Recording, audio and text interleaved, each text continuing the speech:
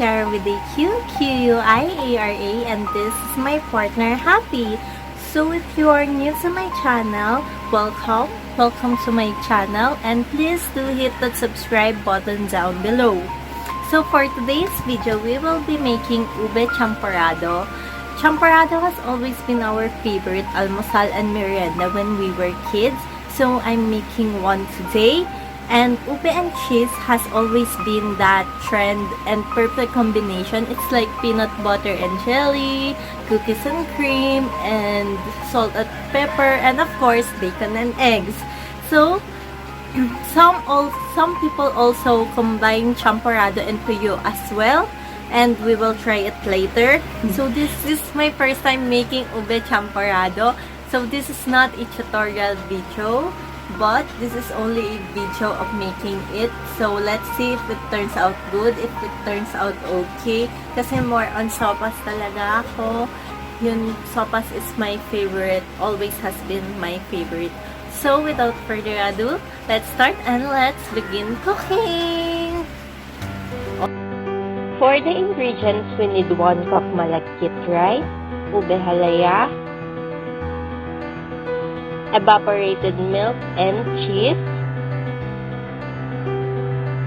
powdered milk, and of course sugar, tuyo, and here are my ingredients.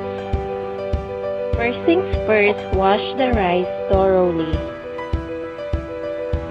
Boil some water, and when the water is boiling, you can now add the Malagkit rice.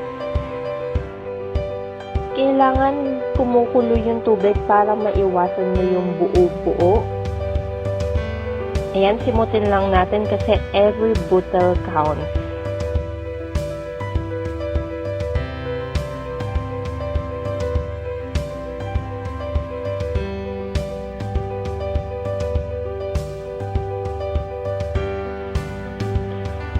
Halu-haluin para ka lang naglalaro para maiwasan ang buo-buo. Kapag kumulo na, kumuha ng kaunting tubig, dun nyo na lang haluin sa mangkok para hindi na kayo mahirapan maghalo sa kaserola. Haluin nyo na lang na maigi hanggang sa mawala yung chunks ng ube halaya at maging homogeneous ang mixture.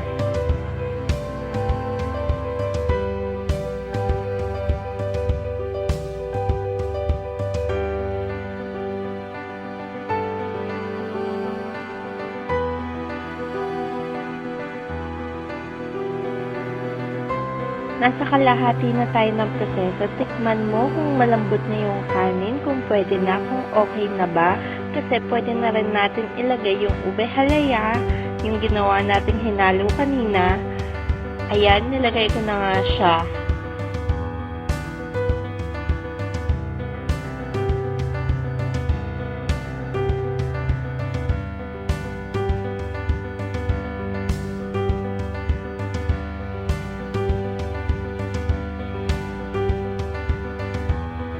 Kapag nahalo nyo na ng maigi, pwede nyo na ilagay yung evaporated milk. Kalahati lang ng lata ang aking nilagay kasi yung kalahati ay gagawin ko pang toppings mamaya.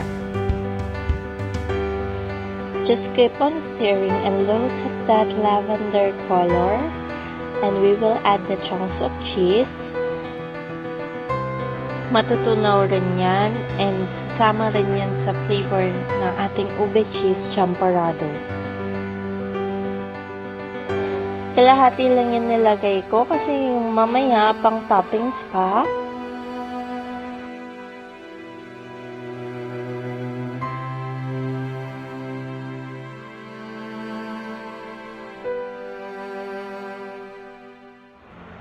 Depends to you if you want to add more cheese. I added 3 tablespoons of sugar and mix it until homogeneous at antayin kumulo.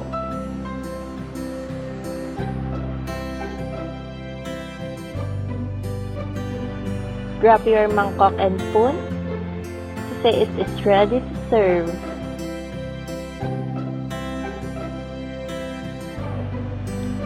I use a dropper for the evaporated milk kasi transfer ko na siya sa baso mula sa lata.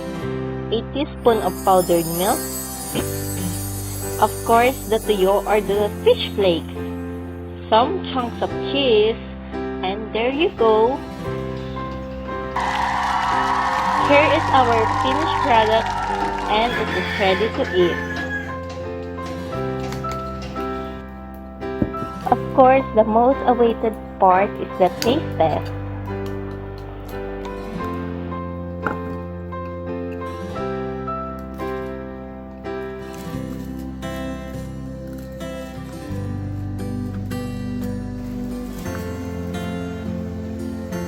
You can make another variation without the tuyo.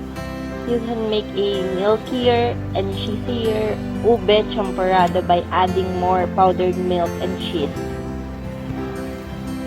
So, hi guys! Flex ko lang yung kwentas ko. Kaway-kaway sa mga Harry Potter fans dyan kasi naisipan ko itong suotin. Kung meron man kayong gustong ibalik kapag kakataon na gusto nyong makita ulit ano yon at bakit. So, please comment down below. I hope you like this video. Thank you for watching. Please check out my other cooking videos. Don't forget to like and subscribe. Bye! See you on my next video!